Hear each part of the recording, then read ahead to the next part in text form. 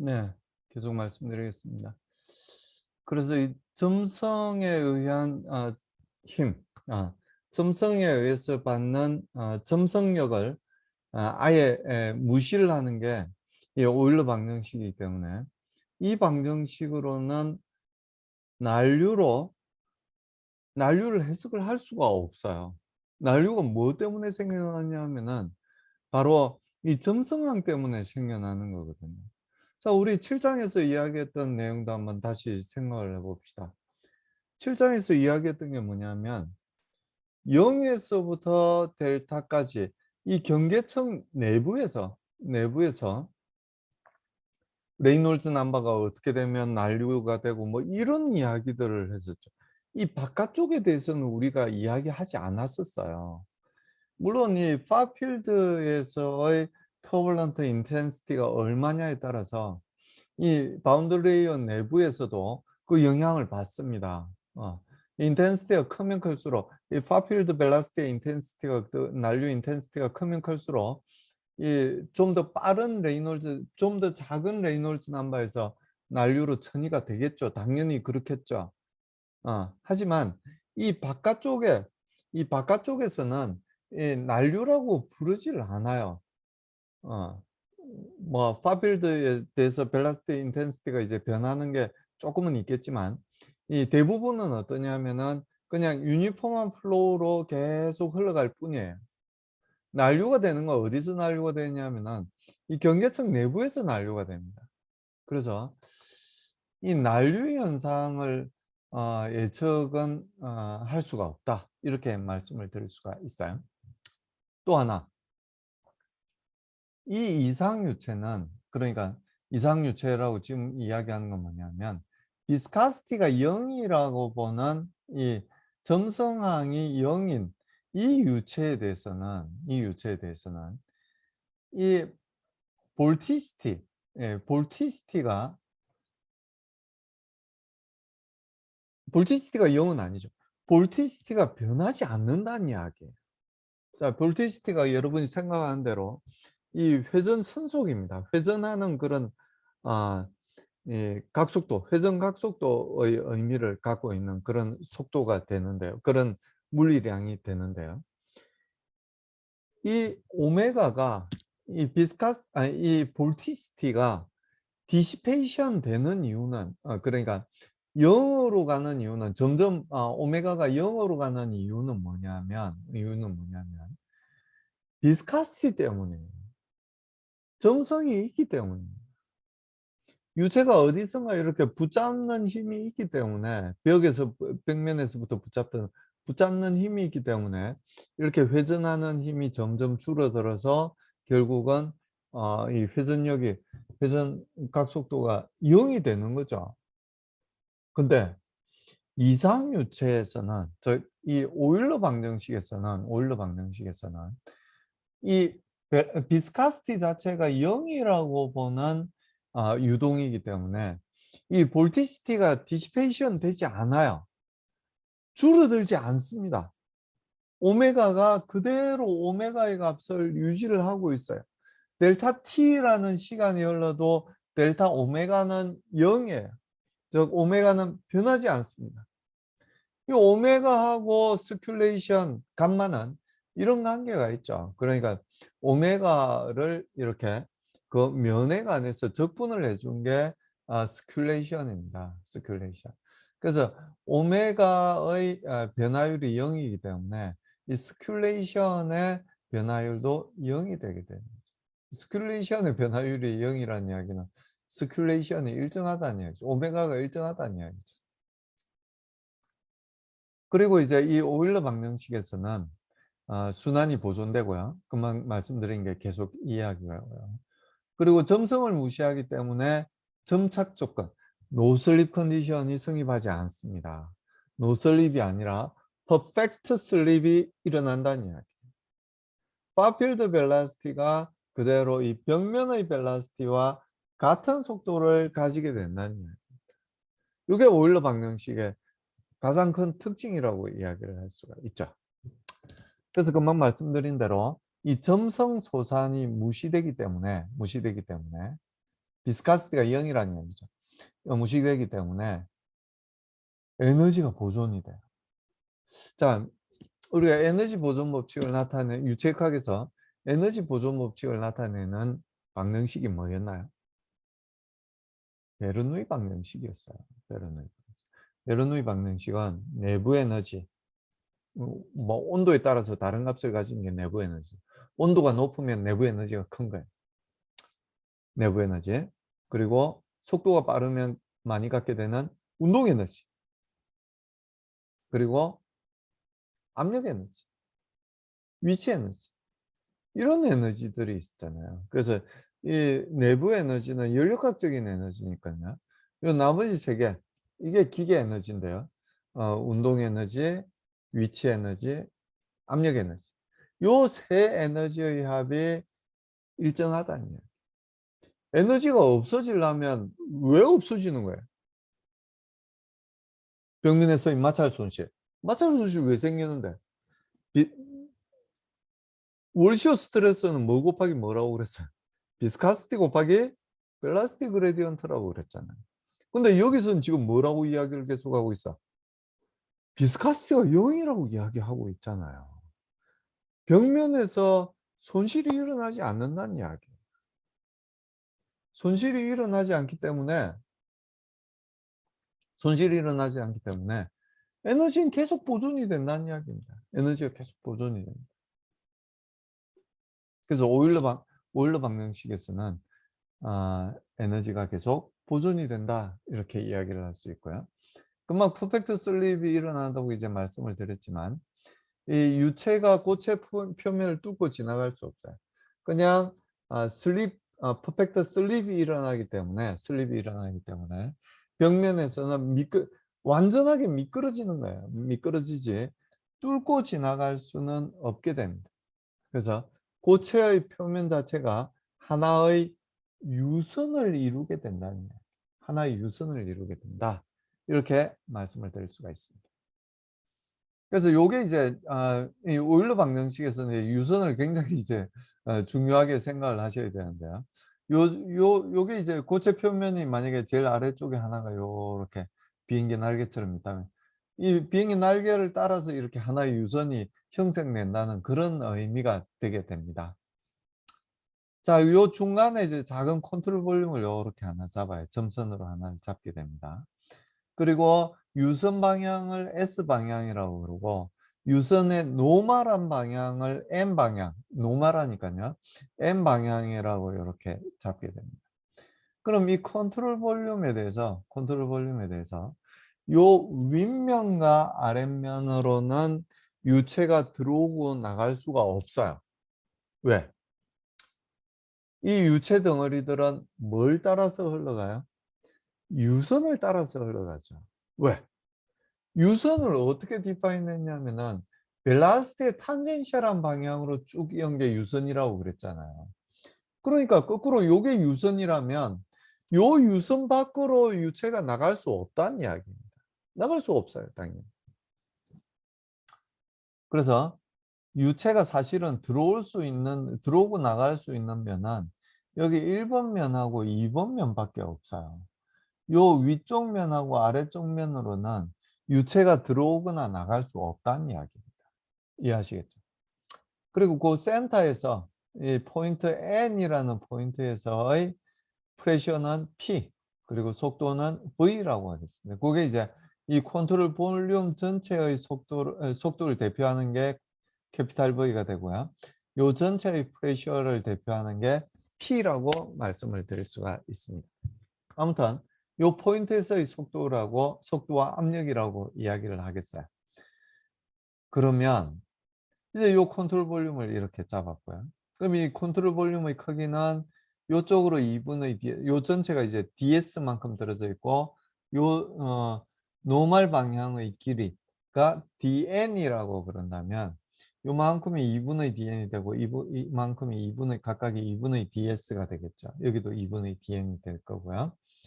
여기가 이제 p고 n이라고 그랬으니까 여기는 얼마만큼 떨어져 있냐면 2분의 ds만큼 떨어져 있어요. 그럼 여기서 프레셔가 P라고 그랬고 여기서 이 프레셔를 알고 싶으면 어떻게 구하면 되냐면은 요렇게 구하면 된다는 이야기죠. S 방향으로 델타 S만큼 떨어졌을 때 델타 P만큼 차이 난다는 걸 의미하는 게 라운드 S분의 라운드 P가 되는 거고요.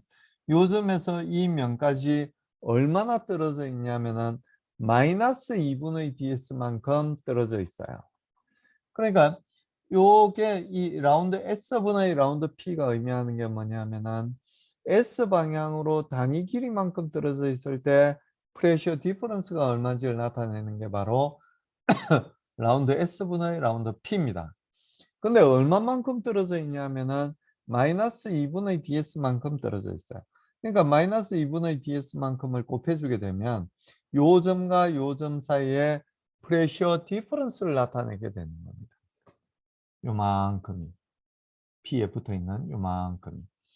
벨라시티에 관해서도 마찬가지예요. 이 VS라고 표현된 게 VN은 사실은 0이니까요. VS라고 표현된 게 V예요.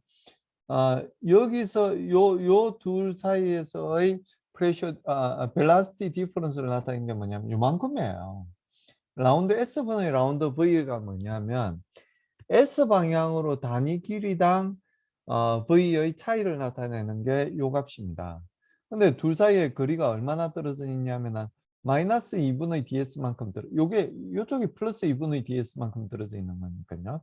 요건 마이너스 2분의 ds만큼 떨어져 있는 거죠. 그걸 곱해주면 요 점과 요 면 사이에서의 벨라시티 디퍼런스를 나타내게 되는 거예요. 벨라시티 차이를 나타내게 되는 거죠. 그래서 요 점에서의 속도에다가 두 점 사이에 혹은 두 면 사이에 요 점과 요 면 사이에 벨라시티 차이를 더해주게 되면 요 점에서의 벨라시티를 구할 수 있는 거죠. 요렇게. 프레셔에 관해서도 마찬가지예요. 이 프레셔에다가 두 점 사이에 프레셔 디퍼런스를 더해주게 되면 요 점에서의 프레셔를 구할 수 있는 거죠. 요게 바로 이 점에서의 프레셔가 되는 겁니다. 이 점에서 요 점에서의 프레셔가 요 면에서의 프레셔를 대표하게 되는데요. 마찬가지예요. 여기하고 달라지는 점이 뭐냐면 마이너스 2분의 ds만큼 떨어져 있는 게 아니라 2분의 ds만큼 떨어져 있는 게 아니라 플러스 2분의 ds만큼 떨어져 있는 게 요점 여기하고의 차이점이에요. 그래서 여기 마이너스 대신에 플러스 2분의 ds가 들어가게 되면 이 점에서의 프레셔는 이렇게 구할 수가 있는 거죠. 여기에서의 프레셔에다가 이 점과 이 면 사이에서의 이 점 사이에서 이 두 점 사이에서의 프레셔 디퍼런스 이거죠. 라운드 S분의 라운드 P는 S 방향으로 단위 길이당 프레셔 디퍼런스고요. 거기다가 2분의 ds만큼 즉 프레셔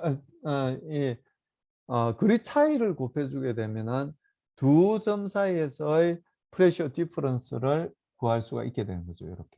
그래서 요 점에서의 프레셔에다가 프레셔 디퍼런스를 더해주게 되면 요 점에서의 프레셔를 구할 수 있는 거죠. 벨라시티도 마찬가지입니다. 여기서의 벨라시티는 전부 0이기 때문에 사실은 프레셔만 구하면 됩니다. 프레셔만 이렇게 똑같아요. 요 방향으로 프레셔 디퍼런스가 단위 길이당 프레셔 디퍼런스가 라운드 n분의 라운드 p가 되는 거고요. 거리 차이가 얼마냐면 2분의 dm만큼 떨어져 있으니까 결국 요 점과 요 점 사이에서의 프레셔 디퍼런스는 이렇게 되고요. 요 점에서의 프레셔에다가 프레셔 디퍼런스를 더해주는 거니까 요 점에서의 프레셔를 구할 수 있게 되는 거죠. 여기서도 마찬가지예요. 여기서는 단지 요 상황하고 달라진 게 2분의 dm만큼 떨어져 있는 게 아니라 마이너스 2분의 dm만큼 이렇게 떨어져 있는 거죠.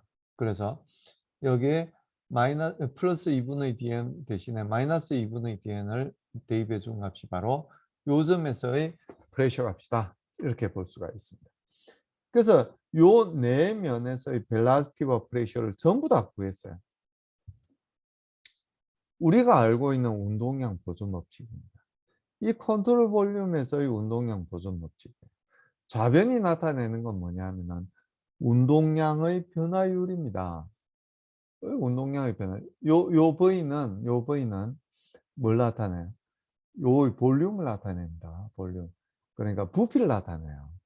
이 컨트롤 볼륨의 부피를 나타내게 됩니다. 그래서 여기에 단위 길이다. 요 화면을 뚫고 가는 길이를 1이라고 그런다면, ds라고 그랬네. ds가 아니지. d 어, d타우. d타우는 시간인데. 요 폭은 이제 1이라고 그런다면, 이 컨트롤 볼륨의 최적은 ds 곱하기 dn이 되겠죠. 이건 시간에 대해서 이제 적분을 시간에 대해서 적분을 아직 안 해준 거네요. 그럼 이 d타우가 이쪽 길이라고 이제 봐도 괜찮을까요? 길이가 되겠네요. 그래서 요만큼이 뭘 나타낸다면은 최적을 나타내요. 요 컨트롤 볼륨의 최적. 그러니까 앞에서 이제 똑같은 이야기를 했었지만 요 첫 번째 항이 로컬 엑스플레이션이라고 그랬잖아요. 요것도 마찬가지예요. 요게 로컬리 운동량의 변화율을 나타내는 값입니다. 이 ds, dn, d타우를 곱해줌으로써 얘 곱하기 로우가 나타내는 값이 뭐냐면 이 컨트롤 볼륨 전체의 질량을 나타내게 되는 거예요. 질량 곱하기 속도가 되는 겁니다. 뭐예요? 운동량이죠. 로컬리 변하는 운동량을 나타내는 게 운동량의 변화율을 나타내는 게 첫 번째 항입니다. 요 두 번째 항은 뭐냐면 요로는 들락거리는 게 없으니까요. 요 윗면과 아랫면으로는 들락거리는 물리량이 없어요. 운동량이 없어요. 요 면과 요 면을 통해서 들락거리는 운동량을 나타내는 겁니다. 자, 우리가 관찰하고 있는 것. 우변에서 힘을 받는 그 대상은 뭐냐면 이 컨트롤 볼륨 내에 있는 이 물질들이 힘을 받겠어요? 아니면 이 공간 자체가 힘을 받겠어요? 당연히 공간은 힘을 못 받아요. 그 공간에 있는 물질들이 힘을 받는 거죠. 힘을 받는 겁니다. 자, 요 공간에 있던 물질들은 얼마만한 시간이 지나게 되면 요 밖으로 나가게 돼요. 그리고 요 밖에 있는 놈들은 요 안으로 들어오게 돼요. 자, 이 컨트롤 볼륨 내에서 생각을 하자면 컨트롤 볼륨 내로 들어온 물질들은 힘을 받은 물질인가요? 아닌가요? 힘을 받은 물질들이 아니에요. 요 밖에 있던 물질들이죠. 힘은 어디서, 여기 시그마 F는 어디에 대해서 시그마 F를 줬는데, 요 최적에 대해서 시그마 F를 구한 거잖아요. 어떤 시간에서의 힘을 받은 것들은 요 내부에 있는 물질이지, 공간이 힘을 받는 건 절대 아니라는. 공간이 어떻게 힘을 받아요? 공간에 있는 물질들이 힘을 받는 거죠.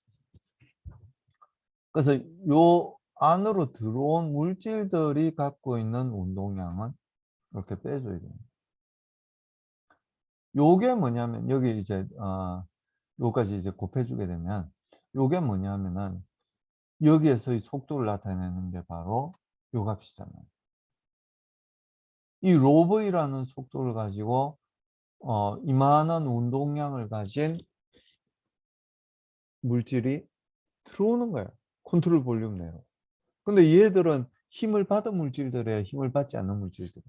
얘는 힘을 받았겠지만 이 은하드 컨트롤 볼륨에서 힘을 받았겠죠. 요 시그마 F는 뭐냐면 요 컨트롤 볼륨에서 받은 힘을 나타내는 거예요. 그러니까 얘들은 새로 들어온 물질들이라 이 시그마 F에 해당되지 않는다는 이야기예요. 근데 얘들은 어때요? 얘들은 이 밖으로 나가는 이 나간 운동량을 의미하는데요. 이 나간 운동량은 힘을 받은 물질들이라는 이야기예요. 힘을 받은. 비록 델타 T라는 시간이 흐른 다음에는 요 밖으로 나가겠지만 요 밖으로 나가 있겠지만 힘을 받은 물질들이라는 이야기예요. 힘을 받은 물질들. 그래서 얘들은 플러스를 해줘야 돼요. 플러스. 얘들은 플러스를 해줘야 돼요. 얘들은 새로 들어온 놈들은 마이너스를 해줘야 되고 나간 놈들은 플러스를 해줘야 된다. 그래야만 시그마 F 때문에 생긴 운동량의 변화를 좌변에서 정확히 표현을 해줄 수 있다는 이야기예요. 요 컨트롤 볼륨 내에서의 운동량의 변화율에다가 들어온 운동량의 변화율은 빼주고 나간 운동량의 변화율만큼은 더해주면 결국 이 시그마 F 때문에 받게 되는 운동량을 표현해 줄 수 있게 된다는 이야기. 근데 이 시그마 F는 또 뭐 받은 힘이니까 이 컨트롤 볼륨 내 물질들이 받은 힘이니까요. 프레셔에 의해서 받은 힘이 요렇게 있을 거고요. 마이너스 뭐 왜 붙는다고 그랬어요? 프레셔가 큰 쪽에서 작은 쪽으로 힘이 주어지는 거지. 그러니까 프레셔가 요쪽이 크고 요쪽이 작으면 프레셔 그레디언트의 방향은 요쪽이잖아요. 요쪽으로 갈수록 커지는 거니까. 그레디언트의 방향은 요쪽이지만 힘의 방향은 거의 반대인 요쪽 방향이 되죠. 그래서 프레셔 그레디언트하고 반대 방향으로 힘이 주어지게 되는 거예요. 요 면에서의 프레셔는 요렇게 표현이 되고요. 요 면에서의 프레셔는 요렇게 표현이 됩니다. 거기다 면적, 요 길이는 dn이 되고요. 요 길이. 그리고 뎁스 방향으로 d 타우라고 이야기를 했기 때문에 면적을 곱해주게 되면 요 면과 요 면 사이에서의 네트 폴스를 구할 수가 있게 됩니다. 그리고 마지막 항은 뭐냐면은 중력에 의해서 받는 힘이죠. 중력에 의해서 받는 힘. 그래서 요렇게 하면은 역시 중력에 의해서 받는 힘을 구할 수가 있게 됩니다. 여기 뭐 잘못됐네. 여기 ds가 빠졌네요. ds가 빠졌습니다. ds를 넣어줘야 같은 차원을 갖게 되죠. ds가 빠졌습니다. 여러분 노트에는 ds를 포함시켜 주시기 바랍니다. 그리고 이 GS는 요 방향이 중력 방향이 아니잖아요. 원래 그래비티가 G라고 그런다면 그리고 중력의 방향이 Z라고 한다면 요 DS에 대해서 Z 방향으로만 힘을 받겠죠. Z 방향이 있는 만큼. 만약에 이 Z 방향이 아래쪽인데 이 S 방향이 중력의 수직인 방향으로 주어져 있다면 S분의 DZ가 0이 되겠죠. S가 변하더라도 Z가 변하지 않겠죠. 그래서 그때는 이 중력 성분이 없어지게 됩니다. 근데 그렇지 않고 이 그림에서 보는 요 정도 기울기를 갖고 있다면 이렇게 기울기를 갖고 있다면 이 GS가 0이 아닌 게 되겠죠. 0이 아닌 게 됩니다. 그래서 요 중력에 의한 힘을 받게 되는 거고요. 그때 GS는 이 마이너스 G 곱하기 라운드 S분의 라운드 G만큼의 힘을 받게 된다는 이야기입니다. 그래서 요 식을 이제 정리를 해주면 양변에 뭐 ds분의 ds, dn, d타우를 양변에 나눠주고 요런 데는 이제 상당히 정리가 될 것 같아요. 플러스 v가 있고 마이너스 v가 있으니까 그리고 얘는 이제 똑같은 값인데 마이너스 마이너스는 플러스가 되죠. 그래서 상당히 이제 정리가 될 것 같습니다. 정리가 되고 나면 결국 요 식은 어떻게 정리가 되냐면은 요렇게 정리가 돼요. 여기 뭔가 빠졌네요. 어, 라운드 S분의 라운드 P가 빠졌습니다. 죄송합니다. 라운드 S분의 라운드 P가 빠졌죠. 프레시 그레디언트에 의해서 받는 힘이 빠졌어요. 이런 이 P 값들은 전부 없어지고요. 결국은 라운드 S분의 라운드 P 곱하기 DS?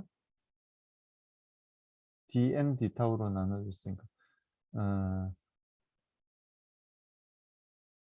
요거 곱하기 요만큼이 남아있겠네요. 그러니까 요 2분의 1, 2분의 1이니까 라운드 S분의 라운드 P에다가 DS가 곱해져 있는 만큼이 남아있겠네요.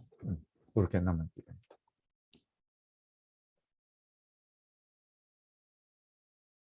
아니죠. 요 DS, DN, D타우를 양변에, 여기는 DS가 빠졌다고 아까 말씀드렸고요. 나눠줬으니까 여기는 라운드 S분의 라운드 P가 남게 됩니다. 이 수학은 항상 헷갈려요. 라운드 S분의 라운드 P가 곱해져야 됩니다. 이게 왜 자꾸 식을 잘못 쓸까요? 여기 항이 하나 빠졌습니다. 요만큼이 빠져 있어요. 라운드 S분의 라운드 P가 여기 로분의 1 곱하기 라운드 S분의 라운드 P가 들어가야 됩니다. 그만큼이 빠져 있어요. 여기는 DS가 빠져 있고요. 그렇게 넣어주시면 될 것 같습니다. 그리고 이제 노멀 방향으로도 운동량 보존식을 생각해야 되겠죠. 노멀 방향은 훨씬 쉬워요. 왜? 벨라시티가 없잖아요. 여기는 들락거리는 속도가 없거든요. 그래서 좌변이 전부 0이 되니까 이 시그마 F 값도 0이 돼야 됩니다. 근데 한 항이 더 붙게 되죠. FC라는 항이 여기는 이제 여기까지는 똑같아요. 여기는 똑같습니다. 여기는 똑같은데 한 항이 여기 잘못된 게 또 있네. 죄송합니다. 여기 라운드 S분의 라운드 P가 아니라 라운드 M분의 라운드 P입니다. 그리고 2분의 DN이 되고요. 여기도 S가 아니고 N이고 여기도 S가 아니라 N입니다. 그리고 여기도 GS가 아니라 GN이 되겠죠. GN이 됩니다. 그리고 이 FC라는 값은 뭐냐면 요 값이 요건 제대로 적었네. 96이에요. R분의 우리가 알고 있는 R분의 M 곱하기 V제곱. 이게 로 곱하기 라운드 S, 라운드 N, 라운드 타우. 요건 최적이잖아요. 요 컨트롤 볼륨이 최적이잖아요. 그 최적에다 덴시티를 곱해주면은 질량이 되죠. R분의 M 곱하기 V제곱. 뭐예요? 이게 저기 구심력이잖아요. 구심력만큼이 힘으로 더해지게 됩니다. 그래서 만약에 이 그래비티 포스를 무시할 수 있다고 그런다면 이 프레셔 디퍼런스는 뭐 때문에 생기냐면은 구심력 때문에 생기게 된다는 이야기예요. 요런 식으로 회전을 하게 되면 만약에 중력을 무시할 수 있다면 요런 식으로 회전을 하면 이건 밖으로 향하는 힘을 받게 되겠죠. 받게 됩니다. 그거하고 뭐하고 밸런스를 이루게 되냐면은 프레셔 디퍼런스하고 밸런스를 이루게 된다는 이야기예요. 구심력은 요 바깥쪽으로 향한다면 여기 프레셔에 의해서 받는 힘은 안쪽으로 향해서 그 차이가 그게 밸런스를 이루게 된다. 둘 사이의 힘의 균형을 이루게 된다. 이렇게 이야기를 할 수가 있게 됩니다. 물론 그건 그래비티 포스를 무시했을 때 이 프레셔 디퍼런스하고 그다음에 원심력 구심력인가? 이 구심력하고 서로 밸런스를 이루게 된다. 이렇게 이야기를 할 수 있습니다. 그걸 이제 표현한 식이 요거예요. 요거. 프레셔 디퍼런스와 이 구심력이 밸런스를 이루게 된다. 뭐 중력도 이제 만약에 이 노멀 방향으로도 중력이 있다면 요렇게 이제 같이 넣어서 이제 표현을 할 수가 있겠죠. 그러니까 결국은 이 시그마 F 요 세 힘의 합이 0이 돼야 된다는 거예요. 힘의 합이 0이 돼야 된다는 거예요. 그래서 S 방향으로는 금방 이제 말씀드렸듯이 이런 방정식 여기는 라운드 S분의 라운드 P를 안 빼먹었네요. 요걸 아까 그렇게 빼먹었어요. 미안하게도. 제가 노트는 수정해 두도록 하겠습니다. 그래서 요렇게 되고요. 요게 이제 미분의 형태로 서술한 베르누이 방정식입니다. 베르누이 방정식이고 요걸 S 방향으로 1번에서 2번까지 적분을 해주게 되면 S 방향으로 S에 대해서 적분을 하는 거예요. 요렇게 DS에 대해서 적분을 하는 겁니다. 이렇게 적분을 해주면 요렇게 적을 수 있고 요건 이제 정리를 하면 요렇게 정리가 돼요. 요렇게. 예, 라운드 S분의 라운드 V를 S에 대해서 적분하는 거니까 요건 이제 V에 대해서 적분하는 거나 마찬가지가 되겠죠. 그래서 V에 대해서 적분을 하면 2분의 V제곱이 되고요. 위끝 아래 끝을 이제 사용하면 2분의 V2의 제곱 마이너스 2분의 V1의 제곱으로 값을 구할 수가 있게 됩니다. 이것도 마찬가지예요. 라운드 S분의 라운드 P를 S에 관해서 적분을 해주는 거니까 요건 P에 관해서 적분을 해주는 겁니다. 그래서 만약에 density가 이 S에 관해서 변하지 않는다면 즉 P에 관해서 변하지 않는다면 그냥 P가 되겠죠. 로분의 1이 상수가 되니까 뭐 P 1을 P에 관해서 적분해 주는 거니까요. 그냥 P2 P1이 되는 거죠. 이 세 번 마지막 항도 마찬가지예요. 이 라운드 S분의 라운드 G는 콘스탄트 하니까요. S에 관해서 적분해 준다는 이야기는 Z에 관해서 적분해 준다는 거와 똑같은 이야기거든요. 그래서 Z2 Z1으로 표현이 되게 됩니다. 그래서 이게 바로 우리가 잘 알고 있는 비정상 비정상이 노멀하지 않다는 이야기가 아니에요.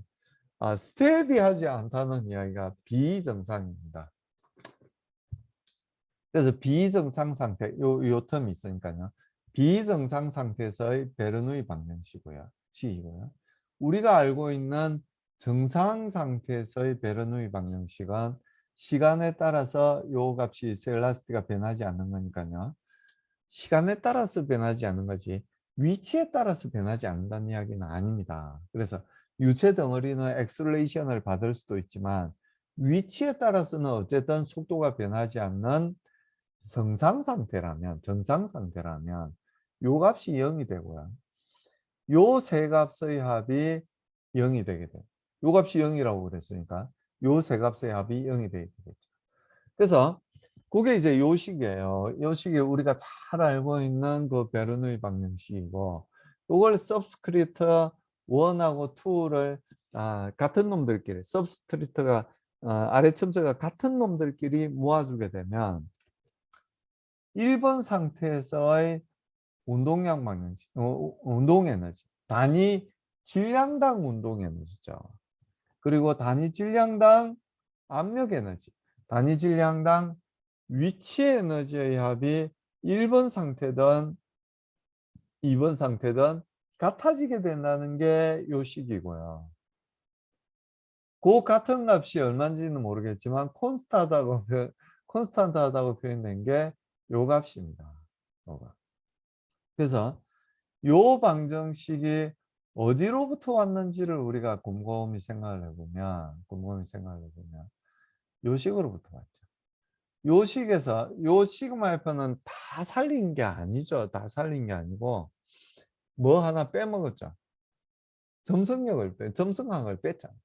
점성항을 뺀 힘이 여기에 들어있고 그 컨트롤 볼륨은 뭐냐면은 유선을 따라서 형성된 컨트롤 볼륨이었어요.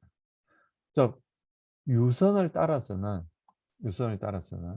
요 값이 일정한 값을 가지게 된다는 걸 알 수가 있게 됩니다. 요 뭐 여러분들이 반드시 외워야 되는 게 아니라 알고 있어야 되는 내용입니다. 유선을 따라서 요게 콘스탄트한 값을 가지게 된다는 이야기. 유선이 다를 때는 물론 콘스탄트한 값을 가지지 않아요. 그 유선에서만 콘스탄트한 값을 가집니다. 아주 당연하게도 물이 여기서 요렇게 흘러간다고 생각을 합시다. 여기 있는 유체하고 여기 있는 유체가 같은 속도로 흘러간다고 해서 이 같은 에너지를 갖고 있지 않아요. 이게 콘스탄트 하지 않아요. 다른 유선일 때는 위쪽이 당연히 더 큰 에너지를 갖고 있습니다. 얼마만큼 더 큰 에너지? 포텐셜 에너지만큼 더 큰 에너지를 갖고 있는 게 돼요. 그래서 요게 콘스탄트하다고 이야기했지만 이 빨간색으로 표현된 걸 반드시 알고 계셔야 됩니다. 유선을 따라서 보존이 된다는 이야기예요. 서브스크립트가 1번일 때 같은 값을 가지지 요 중간에 이 운동 에너지는 서브스크립트 2, 압력 에너지는 서브스크립트 1, 위치 에너지 서브스크립트 3 요렇게 더해 가지고는 같은 값을 가지지 않는다는 이야기예요. 가지지 않습니다. 혹은 이 1번 포인트하고 2번 포인트가 지금 같은 유선 위에 있잖아요. 근데 3번 포인트는 다른 유선에 있다고 생각을 합시다. 운동 에너지, 압력 에너지, 위치 에너지의 합이 1번하고 2번은 같아요. 합해 놓으면 같아요. 에너지 세 개를 합한 값은 그 값이 같아요. 근데 3번은 다른 유선에 있잖아요. 에너지의 합이 같지 않다는 이야기입니다. 애시당초 어떻게 접근을 했냐면은 유선을 따라서 형성된 컨트롤 볼륨에서 접근을 했다는 이야기. 그렇기 때문에 유선을 따라서만 이게 콘스탄트하지 유선을 따르지 않으면 콘스탄트하지 않다는 이야기입니다. 이해하시겠죠? 그 전제 조건들도 이해하시리라고 봅니다. 요게 이 방정식을 접근할 때 요 방정식이 나오게 됐을 때 어디서부터 나왔냐면은 점성항이 없다는 것부터 나왔어요. 점성항이 없다고 생각하고 방정식을 만든 거예요. 그래서 당연히 점성이 없는 점성소산이 없는 경우에 등원이고 비압축성인 경우에 요게 콘스탄트하다는 식을 우리가 얻을 수가 있게 된다는 이야기입니다. 자, 우리 조금만 더 하고 마치도록 하겠습니다. 그래서 이 인비시드한 경우에 이 베르노이 방정식을 통해서 결국 우리가 알 수 있는 게 뭐냐면 위치 에너지와 압력 에너지를 안다면 운동 에너지, 즉 속도가 얼마인지를 알 수 있다는 이야기.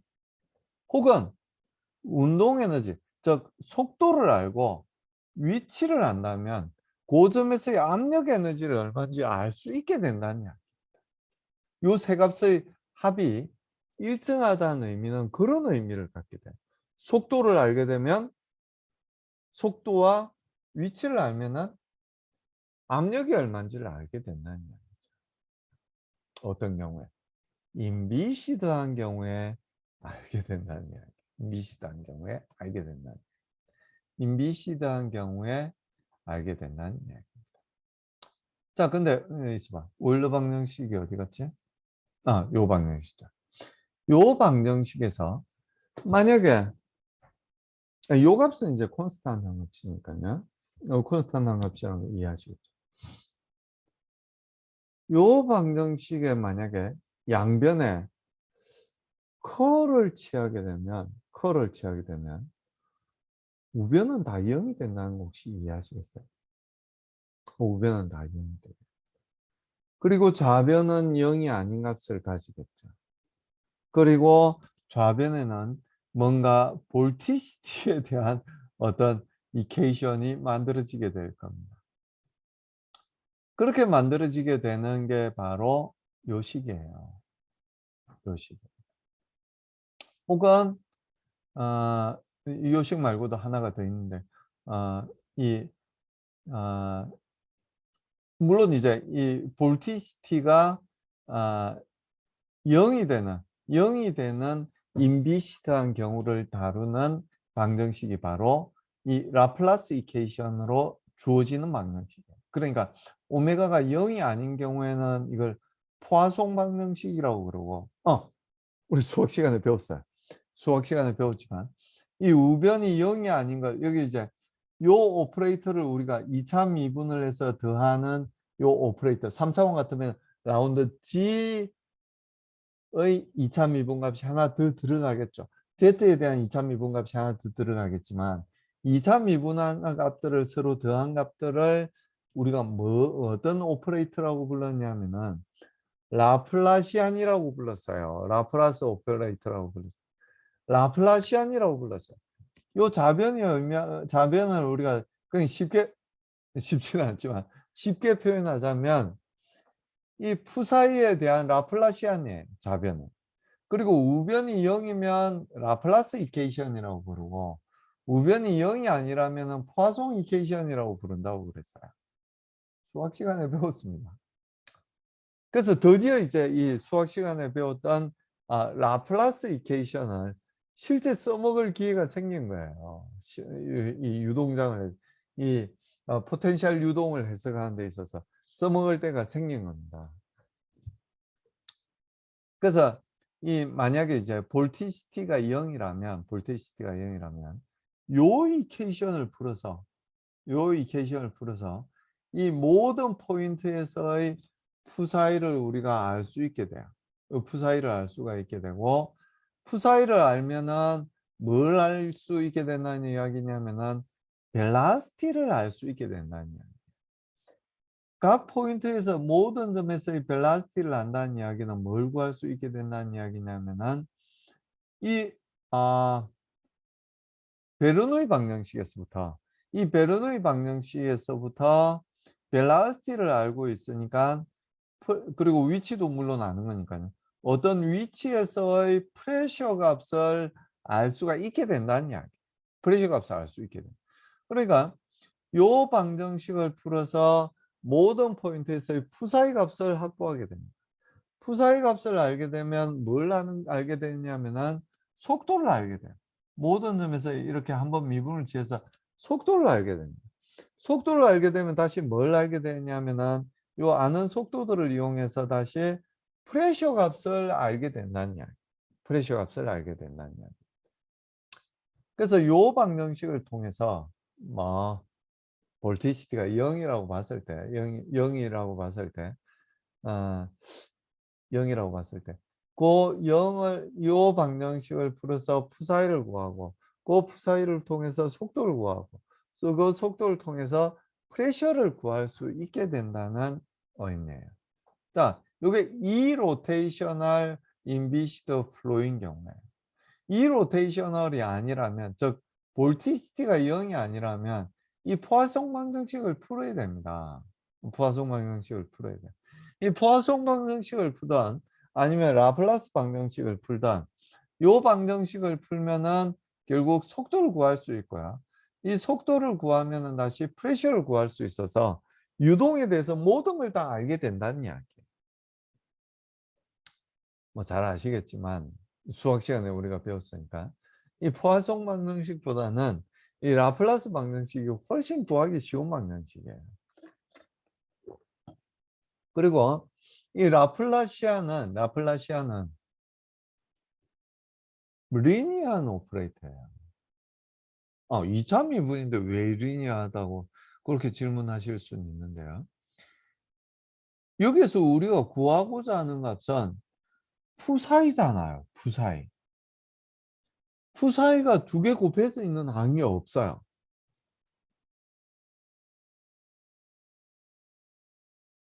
리니어한 방정식인가요? 리니어하지 않아요.